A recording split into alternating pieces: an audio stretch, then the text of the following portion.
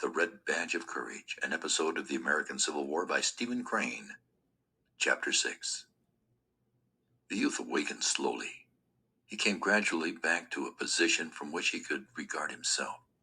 For moments he had been scrutinizing his person in a dazed way as if he had never before seen himself. Then he picked up his cap from the ground. He wiggled in the jacket to make a more comfortable fit, and kneeling, replaced his shoe. He thoughtfully mopped his reeking features. So, it was over at last. The supreme trial had been passed. The red, formidable difficulties of war had been vanquished. He went into an ecstasy of self-satisfaction.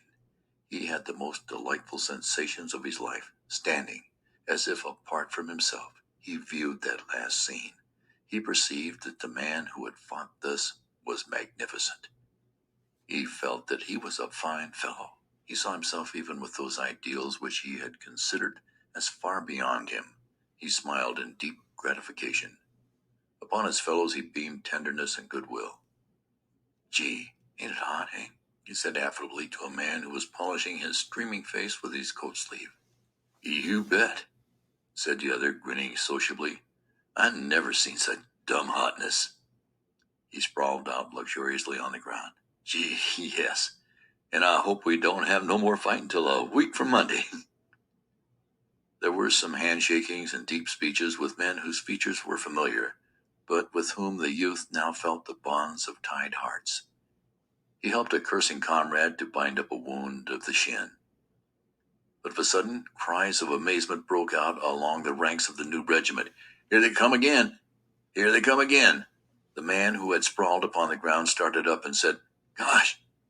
The youth turned quick eyes upon the field. He discerned forms begin to swell in masses out of a distant wood. He again saw the tilted flag speeding forward.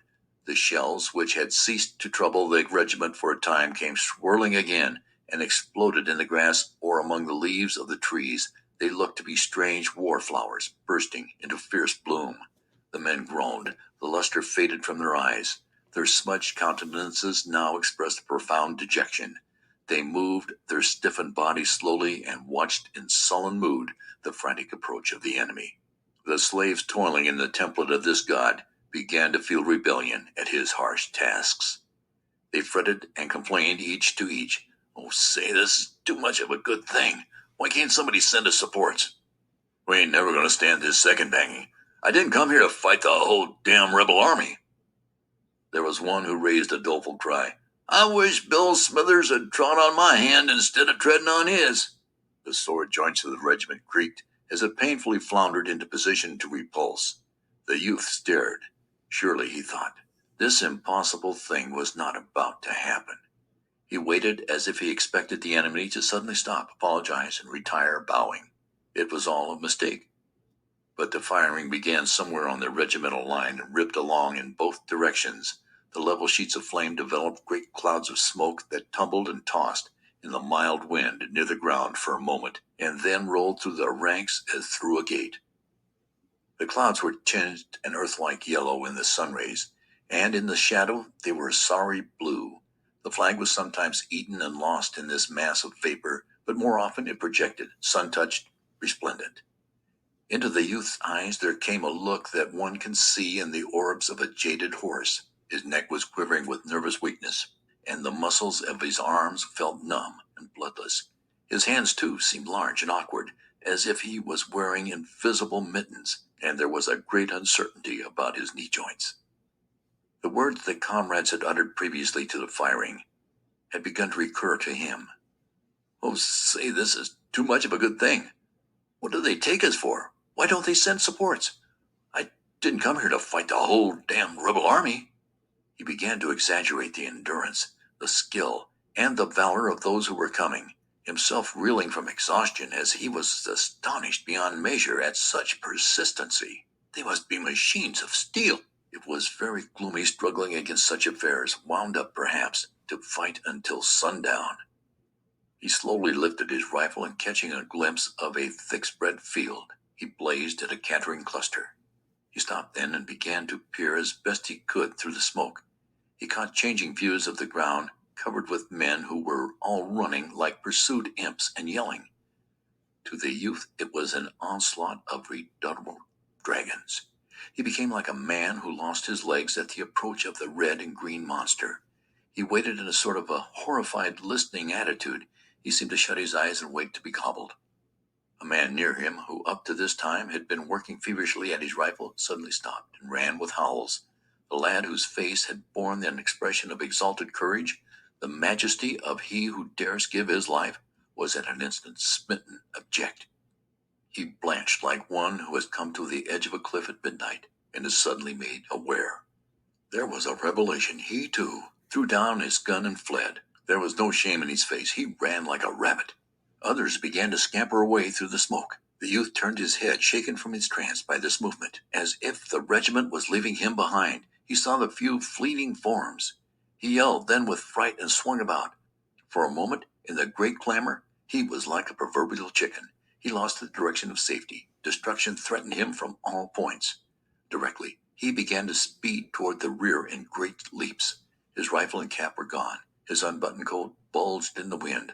The flap of his cartridge box bobbed wildly, and his canteen, by its slender cord, swung out behind. On his face was all the horror of those things which he imagined. The lieutenant sprang forward, bawling. The youth saw his features wrathfully red, and saw him make a stab with his sword. His one thought of the incident was that the lieutenant was a peculiar creature to feel interested in such matters upon this occasion. He ran like a blind man.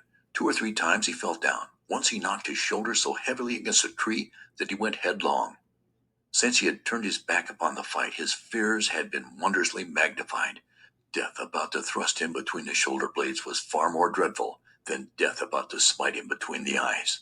When he thought of it later, he conceived the impression that it is better to view the appalling than to be merely within hearing. The noises of the battle were like stones. He believed himself liable to be crushed. As he ran on, he mingled with others. He dimly saw one man on his right and on his left, and he heard footsteps behind him. He thought that all the regiment was fleeing, pursued by these ominous crashes. In his flight, the sound of these following footsteps gave him his one meager relief. He felt vaguely that death must make a first choice of the men who were nearest. The initial morsels for the dragons would be then those who were following him. So he displayed the zeal of an insane sprinter in his purpose to keep them in the rear. There was a race. As he, leading, went across a little field, he found himself in a region of shells. They hurtled over his head with long, wild screams. As he listened, he imagined them to have rows of cruel teeth that grinned at him. Once, one lit before him, and the livid lightning of the explosion effectively barred the way in his chosen direction. He groveled on the ground, and then springing up, went careening off through some bushes. He experienced a thrill of amazement when he came within view of a battery in action. The men there seemed to be in conventional moods, altogether unaware of the impending annihilation. The battery was disputing with a distant antagonist, and the gunners were wrapped in admiration of their shooting.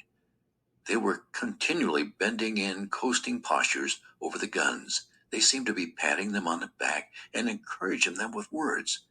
The guns, stolid and undaunted, spoke with dogged valor. The precise gunners were coolly enthusiastic. They lifted their eyes every chance to the smoke-wreathed hillock, from whence the hostile battery addressed them. The youth pitied them as he ran. Methodical idiots, machine-like fools. The refined joy of planting shells in the midst of the other battery's formation would appear a little thing when the infantry came swooping out of the woods. The face of a youthful rider, who was jerking his frantic horse with an abandon of temper he might display in a placid barnyard, was impressed deeply upon his mind. He knew that he looked upon a man who would presently be dead. Too, he felt a pity for the guns standing 6 good comrades in a bold row. He saw a brigade going to the relief of its pestered fellows. He scrambled upon a wee hill and watched it sweeping finely, keeping information in difficult places. The blue of the line was crusted with steel color, and the brilliant flags projected. Officers were shouting. This sight also filled him with wonder. The brigade was hurrying briskly to be gulped into the infernal mouth of the war god. What manner of men were they, anyhow? Ah, it was some wondrous breed, or else they didn't comprehend, the fools. A furious order caused commotion in the artillery. An officer on a bounding horse made maniacal motions with his arms. The teams went swinging up from the rear. The guns were whirled about, and the battery scampered away. The cannon, with their noses poked slantingly at the ground, grunted and grumbled like stout men, brave but with objections to hurry. The youth went on, moderating his pace, since he had left the place of noises. Later, he came upon a general of division, seated upon a horse that pricked its ears in an interested way at the battle. There was a great gleaming of yellow and patent leather about the saddle and bridle. The quiet man astride looked mouse-colored upon such a splendid charger. A jingling staff was galloping hither and thither. Sometimes the general was surrounded by horsemen, and at other times he was quite alone. He looked to be much harassed. He had the appearance of a businessman whose market is swinging up and down. The youth went slinking around this spot. He went as near as he dared, trying to overhear words. Perhaps the general, unable to comprehend chaos, might call upon him for information, and he could tell him. He knew all concerning it. Of a surety the force was in a fix, and any fool could see that if they did not retreat while they had opportunity, why...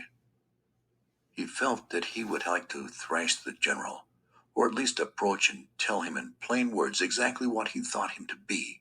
It was criminal to stay calmly in one spot and make no effort to stay destruction.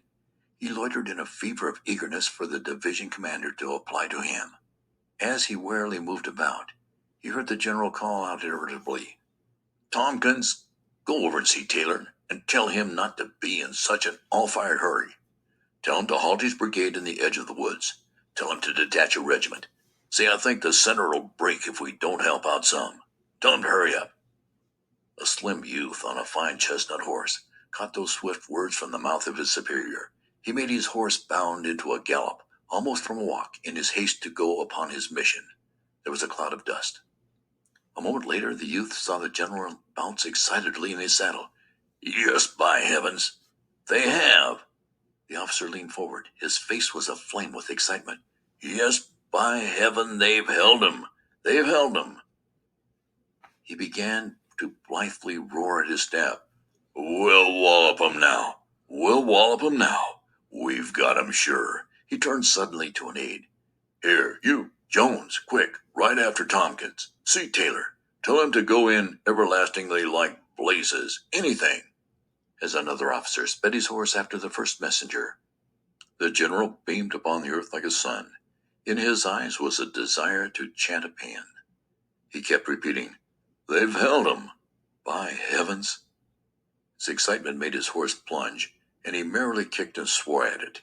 He held a little carnival of joy on horseback. End of chapter 6.